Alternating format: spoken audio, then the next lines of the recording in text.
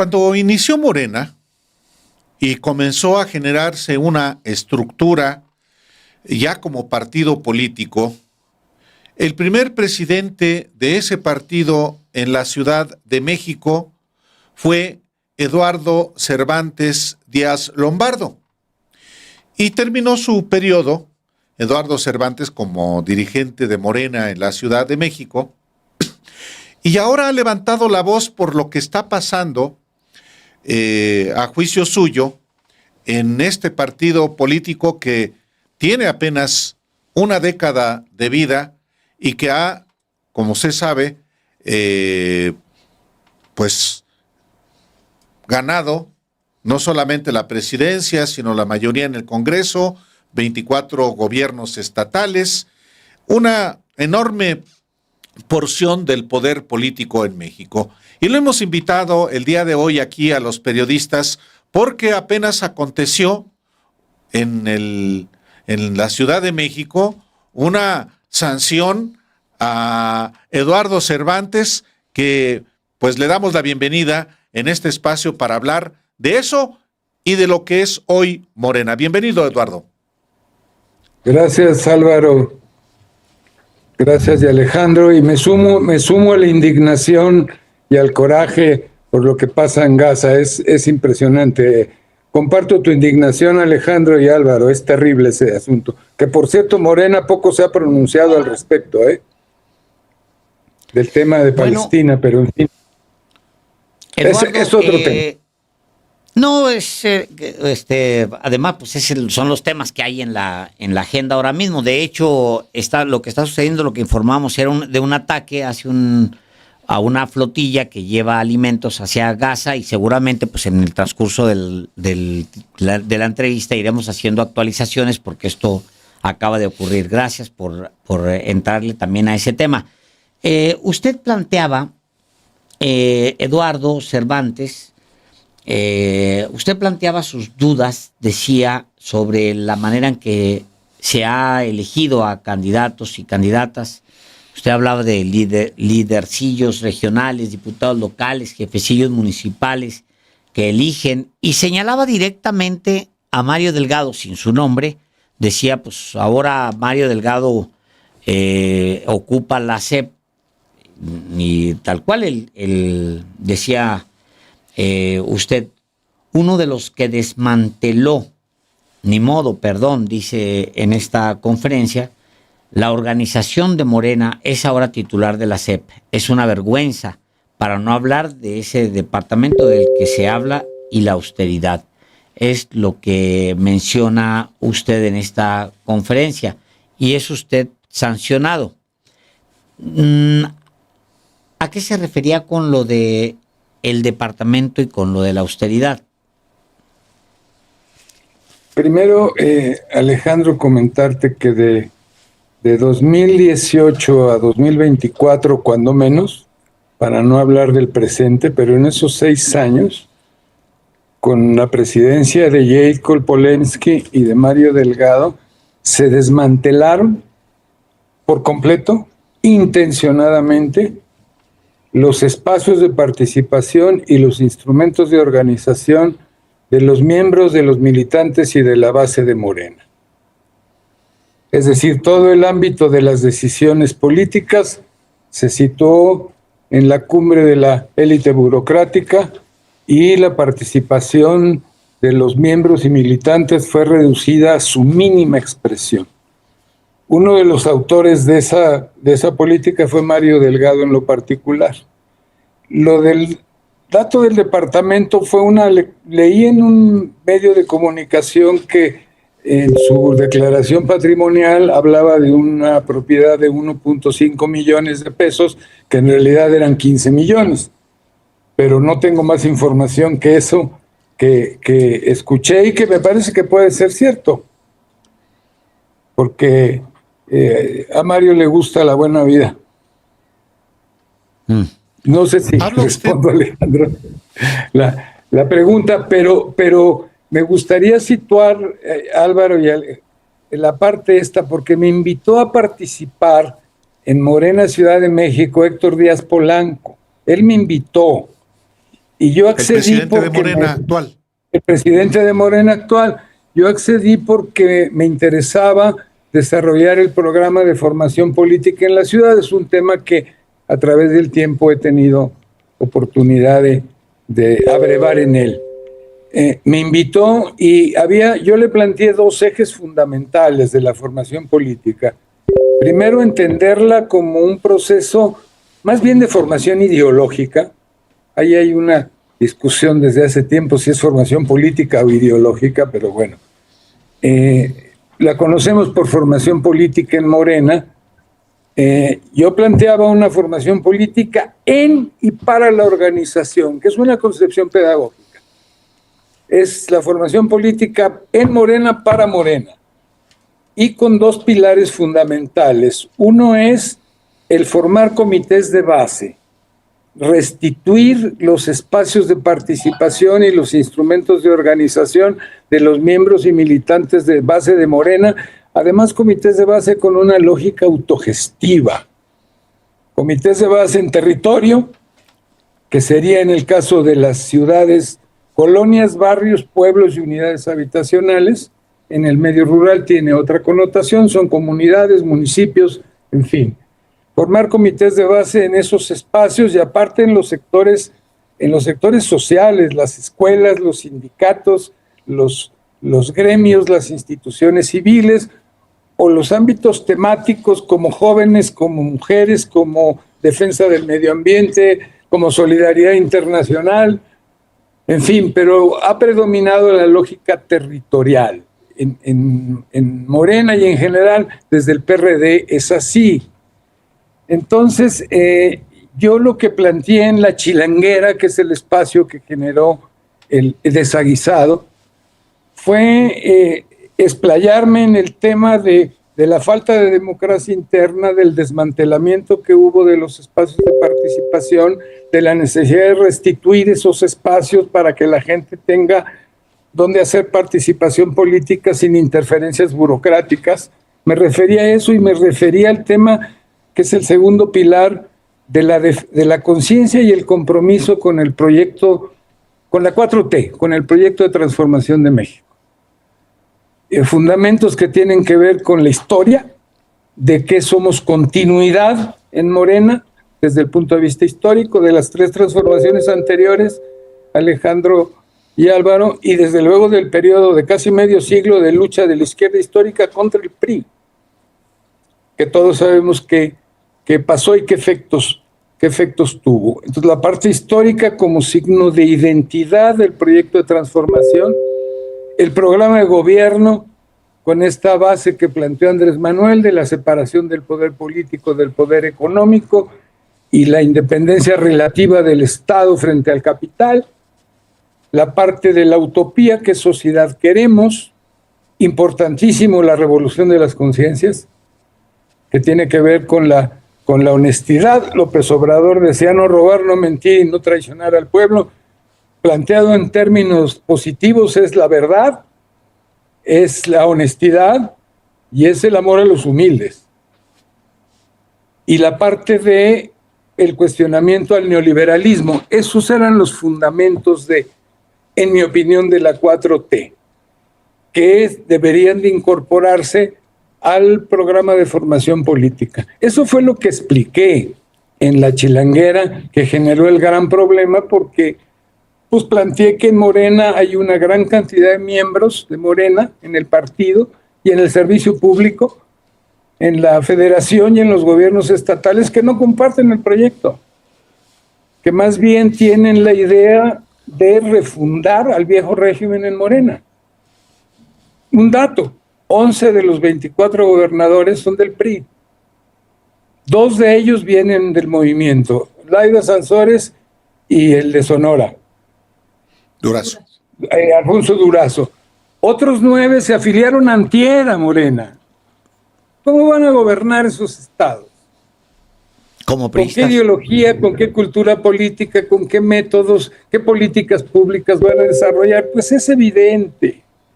Entonces es un híbrido Morena, es un híbrido ideológico y político en donde la hegemonía se está inclinando a la ideología y la cultura política del viejo régimen. Y eso es muy preocupante y muy angustiante y muy indignante. Andrés Manuel era un experto en hacer un equilibrio en el híbrido. Por eso Claudia, por eso Clara, por eso Rocío Nale, por eso Delfina, por eso Margarita González en Morelos. Pero lo cierto es que dentro de Morena está predominando métodos y una cultura política muy siniestra, de acarreo, de clientelismo, de voto por consigna, etcétera. Entonces eso, mencionarlo, ser crítico frente a lo que está pasando adentro, parecería un sacrilegio. Todo tiene que ser color de rosa, bonito, vamos muy bien. Yo no estoy de acuerdo con ese sentido de la unidad que se maneja mucho en Morena. Porque usted dijo también, Eduardo, usted sí, dijo Álvaro. también, en nuestro partido hay mucha gente que miente, que es corrupta y que no comparte los fundamentos del proyecto de transformación. Creo que el enemigo principal de Morena está dentro de Morena. ¿Por qué lo dice? ¿Y a quién se refiere? Sí, yo creo que eso... mencionaba el caso de los 11 gubernaturas del PRI. Imaginarse qué políticas públicas van a desarrollar y con qué criterios. ¿De veras van a articular los fundamentos de la 4T, su memoria, su programa democrático, su utopía de una sociedad justiciera, de honestidad, de austeridad? Pues no lo van a hacer. No lo van a hacer. Me estoy refiriendo a un predominio de valores y de prácticas muy del viejo régimen, como factores hegemónicos en la toma de decisiones dentro de la organización. Por ejemplo, está el caso del Congreso de la Unión. Es decir, es por un lado Adán Augusto y por otro lado Ricardo Monreal. Pues perdón, hablo de personas, pero no comparten los fundamentos del proyecto. Ellos provienen de otra forma, de otro procesamiento intelectual y emocional distinto al de lo que está planteado en los fundamentos de la transformación de México. Y es el Congreso de la Unión, y tienen mayoría ahí. Y en los congresos locales, que Morena tiene mayoría en 25, pasa lo mismo. Y si hablamos de presidencias municipales, Álvaro, tú hiciste, y agradezco muchísimo, con todo detalle, el tema tú le llamaste talón de Aquiles de Morena. Efectivamente, en el ámbito municipal estamos muy mal. Por ejemplo, de 355 municipios que ganó Morena en 2018, en 2024 quedaban 106. El 70% de los municipios ganados en 18 se habían perdido por malos gobiernos y por pésimos candidatos, o más bien por pésimos gobernantes, gente sin perfil, sin compromiso. Se pierden los municipios, en donde la gente en los municipios, su contacto más directo con la autoridad son los ayuntamientos. Y mucha gente dirá, en esos municipios son iguales. Es decir, se gobierna sin identidad en muchos casos. Sin duda hay otros casos en donde se busca gobernar con base en los fundamentos del proyecto de transformación, pero en muchísimos casos no. Y yo creo que en 2027 está la alarma prendida y el foco rojo. Podemos perder muchísimos municipios porque los candidatos no tienen un perfil de identidad con el proyecto de transformación, porque son los líderes regionales, yo les llamé lidercillos regionales los que los ponen, igual que fueron esos presidentes municipales y diputados locales y líderes regionales los que en agosto de 2022 hicieron aquellas asambleas distritales horrendas de acarreo fenomenal, para definir las direcciones, la renovación de direcciones en Morena. Y ahora con esto de los comités seccionales, de las asambleas seccionales, vuelve a aparecer el tema del acarreo. Ya la gente llega y sabe por quién va a votar para presidente y por quién va a votar para secretario, hombre o mujer. O sea, con esos métodos no construimos, no le damos continuidad a una alternativa de transformación nacional. Dice hace un par de días, dice Arturo Escobar, este personaje, por cierto, involucrado en distintos casos de corrupción, defenestrado de hecho de la Secretaría de Gobernación, era subsecretario con Osorio Chong y lo corrieron acusado de trampas y luego le encontraron $1 millón en una maleta, entre otras graciosadas. Pero bueno, dice este personaje, Arturo Escobar, del Partido Verde, que es probable que rompan con Morena. Lo secunda Luis Armando Melgar, este legislador también verde, senador, que dice que de hecho, pues Morena, dice, nunca debemos olvidar que ha habido ratas de Morena como Rutilio Escandón, hoy escondido en Miami, Pepe Cruz, sí, etcétera.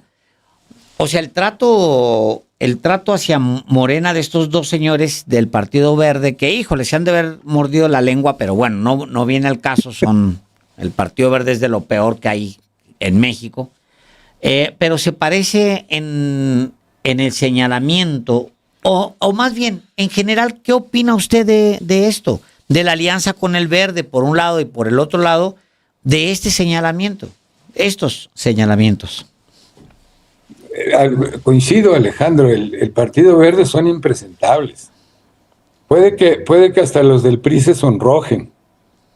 Los del Partido Verde son terribles. Añado un dato. Gobierna un tal Ricardo Gallardo en San Luis Potosí, que tiene pésima fama pública. Bueno, el estado de la República en donde menos población gobierna Morena, pónganle comillas a gobierna, es San Luis Potosí. Solo el 5.9% de la población de San Luis gobierna Morena. Y se supone que es un partido aliado quien gobierna ese estado. Está peor que Aguascalientes, que Guanajuato, que Jalisco, que Nuevo León. Y lo de Chiapas, pues ha sido históricamente un desastre, empezando por Rutilio Escandón, Es decir, los verdes es una alianza, ese es el rollo de los votos, hacer alianzas para ganar votos, reales o supuestos, Alejandro, no sé, reales o supuestos. Lo cierto es que el Verde gobierna 2 estados, Chiapas y San Luis Potosí, y conté 11 del PRI, pero también en Yucatán gobierna uno del PAN. Nos vamos quedando con pocas ramas en el follaje. No, lo del Verde es terrible. Entonces, esto de que quieren deslindarse de Morena parece una broma de mal gusto.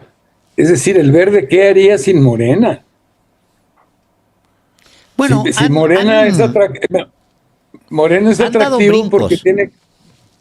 Sí, y seguirán dando. De un lado a otro. Déjeme le doy este dato que a lo mejor nos sirve a todos para el análisis. El Partido Verde obtiene en el 2018 algo así como 800,000 votos, una cosa por ahí, 800,000 votos. Luego, en la última elección federal, en la de por la presidencia en 2024, brinca a 4 millones y fracción. O sea, sí, para el Verde sí es un negocio Morena. Por eso, si no, no estarían ahí. Pues estos son filibusteros. No, totalmente. Es decir, pero son partidos distintos. El PT tiene otro origen y otras características, pero tanto el PT como el Verde, pues están aliados porque Morena es el partido que tiene el poder electoral. que por cierto Mario Delgado utilizaba el término aplanador electoral, que era un término que viene del viejo régimen. Sí, sí. Es un horror, porque lo importante son los votos, no el proyecto de transformación. Estamos en esa tesitura, en esa dimensión de las cosas. La obtención de votos por encima de los principios y de los fundamentos de un proyecto de transformación. Yo entiendo el asunto de los votos. Pues sí, se necesitan votos para ganar tanto la presidencia como las diputaciones y los municipios y lo que sea. Sí. Pero si el discurso y el compromiso es con las necesidades de la gente, los votos se obtienen. ¿Por qué tiene que ser el acarreo y el clientelismo y la amenaza? Porque también se amenaza con que se quitan los apoyos sociales y no se vota por Morena, lo cual es una gran mentira, nadie ha planteado eso, pero los de mala fe que andan por ahí plantean este tipo de cosas para presionar a la gente y llevar agua a su molino, aunque sea un molino sin agua, pues. ¿Qué hacer, Eduardo Cervantes Díaz Lombardo, ante este escenario? Porque la dirigencia nacional de Morena pues está tratando efectivamente de generar, por ejemplo, una afiliación de 10 millones de mexicanos, tener comités seccionales en cada una de las secciones electorales en las que está dividida el país y generar una estructura que garantice que Morena siga ganando ante una derecha que está muy desdibujada y que pues no representa realmente peligro. ¿Qué hacer efectivamente para que no se siga deteriorando y profundizando en particular el tema de la corrupción y de la impunidad que pueden anidar en Morena? Sí, Álvaro, es que sí, tocas un punto muy sensible del asunto. Yo creo que Morena es un híbrido, decía, ideológico y político que llegó para quedarse. A menos de que el deterioro se acelerara mucho y entonces por ahí, por ejemplo, el MC empezara a tener más votación, cosa que no hay que descartar, porque el PRI y el PAN efectivamente ya pasaron de terapia intensiva a otro nivel más grave. La derecha no tiene referentes políticos. Morena en ese sentido anda navegando en aguas tranquilas, aparentemente. Yo lo que creo que es factible es en el híbrido cambiar la correlación de fuerzas. Es decir, inclinar la toma de decisiones en Morena al campo de la izquierda y al campo democrático. Creo que hay elementos para hacerlo. Lo que pasa es que se mete ese bicho de los votos y de siempre el autohalago y de que si se hace crítica es favorecer a la derecha. Y cosas de esas que son argumentos muy falaces, pero que son muy empleados. Bueno, ahora hasta Salinas Pliego se pronunció de que en Morena hay gente que habla que hay corrupción adentro. O sea, quieren llevar agua a su molino, ese sí tiene agua, el de Salinas Pliego. O sea, Salinas Pliego hablando de corrupción. Salinas Pliego hablando de corrupción, lo cual, sí, es que la mentira ya adquirió carta de ciudadanía como valor político, Alejandro, qué horror. Yo creo que se puede hacer un proceso de cambio en la correlación de fuerzas. Y hay un antídoto que podría funcionar muy bien. Los perfiles de las y los candidatos en 2027. Se van a elegir 16 gubernaturas, los 300 diputados federales y los diputados locales, ya en muy poco tiempo.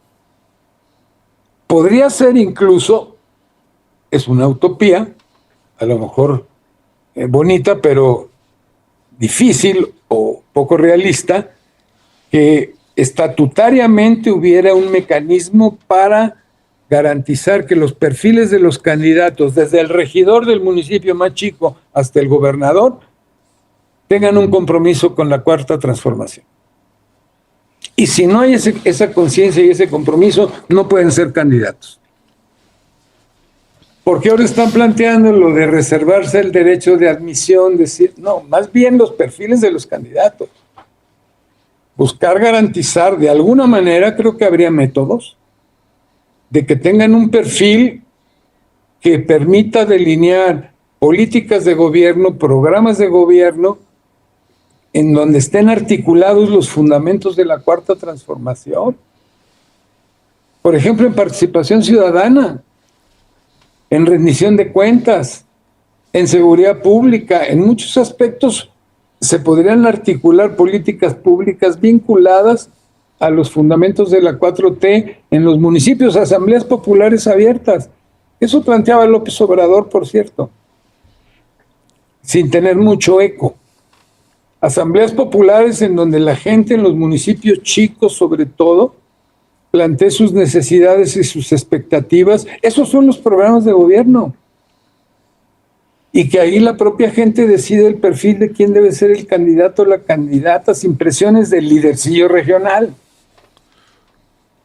Se pueden hacer asambleas en los municipios de menos de 50,000 habitantes, que son casi el 80% del total de municipios. Morena gobierna el 29%. Gobierna en las ciudades, gobiernan en los estados y en los lugares de mayor número de habitantes, y eso relativamente, Álvaro, porque les recuerdo que 10 capitales de los 24 estados las perdió en 2024. 10 capitales. Por último, de mi parte, Eduardo, la Ciudad de México, Álvaro, es muy peculiar, es una de los enclaves de Morena.